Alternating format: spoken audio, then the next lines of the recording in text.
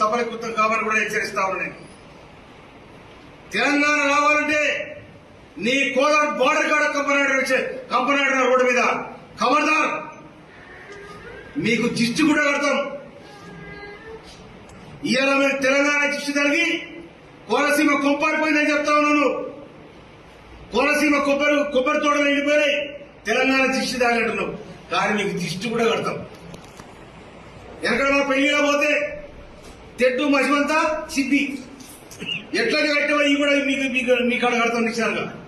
ఖబర్దార్, తెలంగాణ ప్రజానికం వందలాది మంది అమరులైతే తెలంగాణ వచ్చింది. ఈ అమరత్వాన్ని చూసిన సోనియా గాంధీ గారు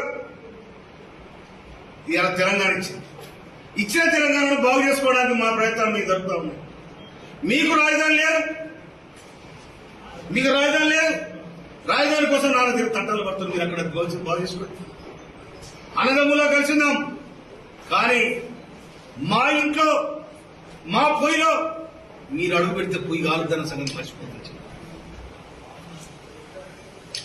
మా సిలిండర్కి నిప్పెట్టడానికి ప్రయత్నం చేస్తా ఉన్నారు. కానీ ఆ సిలిండర్ ద్వారా మేము వండుకొని తింటున్నాం. మాలో ఇబ్బంది పెట్టకండి. తెలంగాణ ప్రజలకు ఆత్మగౌరవంతో తెలంగాణలో ఎవడన్నా కాలిపోని మాటలంటే కత్తుల కోరడం అనేది తెలంగాణ. కానీ మా తెలంగాణ మేము సాధించుకున్న తృప్తి మాకున్నది. దాని వెనుకాల సబ్బండ జాతులు, సబ్బండ పార్టీలు, మీ ఆంధ్రకున్న పార్టీలే 2009 డిసెంబర్ 9 తారీఖున ప్రకటిస్తే రాజీనామా చేసి వచ్చిన తెలంగాణ ఎక్క తీసే ప్రయత్నం చేసింది. అయినా కూడా 2013 జూన్ 2 తారీఖు నాడు తెలంగాణ రాష్ట్రం ఏర్పడింది. తెలంగాణ రాష్ట్రంలో ఇక మీ పెత్తనం ఏంటి, మీ సాగుబాటు ఏంటి? మీరు హైదరాబాద్ బతకవచ్చు. హైదరాబాద్ నీళ్లు మాయి, గాలి మాది, రోడ్లు మాయి, తినే తిండి కూడా మాది. మీరు బతుకొద్దంటలేదు, మీకు తిరగొద్దంటలేదు. కానీ మా ఆత్మగౌరవం మీద, మా వ్యవస్థ మీద, మా వ్యవస్థ మీద, మా ఐక్యత మీద మీరు దెబ్బ కొట్టాలని ప్రయత్నం చేస్తే తెలంగాణ ప్రజానమ్మకం క్షమించదని కూడా నేను మనకి. ఎందుకంటే నువ్వు సినిమాలు ఆడినావు, నువ్వు ఇష్టం వచ్చాడు ఆడుకు. నీ సినిమాలు చూసే అభిమానులు కూడా ఉండొచ్చు, నేను కాదండలే.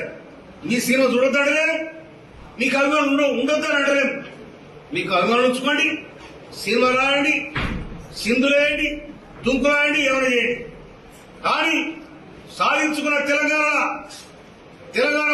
వచ్చినాడు 11 రోజులు మేము ఉపవాసం ఉన్నా, ఎవరు ఊపిరి పడతారు ఉపవాసం ఉన్నాం. మాకు తెలంగాణ దిష్టిదారి కోనసీమ కొబ్బరి మొత్తం వెళ్ళిపోయింది అంటున్నాం. కానీ 60 ఏళ్ళు మీ దిష్టిదారి కదా మీ అవస్థ పడ్డది, మీ పెత్తన కిందనే కదా మీ అవస్థ పడ్డది. అయినా కూడా మీ జోలికి రాలే, మిమ్మల్ని అడగలే, 20 సేపు కూడా కావాలే.